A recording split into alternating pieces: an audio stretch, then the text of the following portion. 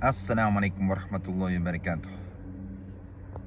Бирөөгө мисалы сыйкыр окутуп болгон болсо же жин кирип кеткен болсо, аны паника болуп, тияка алып барыш керек, бияка алып барыш керек, больницага алып барыш керек, же болбосо кандай бир жинниканаларга алып барыш керек дебеш керек. Аны не? Эгер сиз билсеңиз, өзүңүз тыйым салыңыз. Болбосо, алымдар, хафиздер бар, тыйым салгандар, устаздар. Ошолорго алып барып тыйым салдырып коюңуз.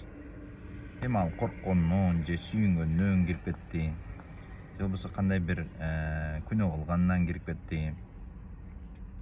Ошону кайра эле чыгарып коюш керек. Тыйым салып, Куран окуп, жинди чыгарып койсо, кайра эле өзүнүн акыбалына келет.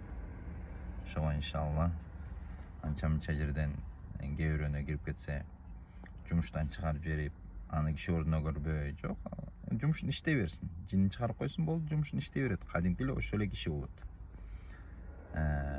Же болбосо баягы баласына жин кирип кеткен болсо, баласын бала дебей калгандар бар да. Жок, ал эми баягы окустук болду, же болбосо кандай бир Алланын сыноосу болду, кирип кетти, аны чыгарып коюш керек, болду иншалла. Ошол эле балаңыз, ошол эле бойдон андан да жакшы болуп кетиши мүмкүн, такыба болуп, Аллахтан коркуп. Алла таала ар кандай сыноо бере берет.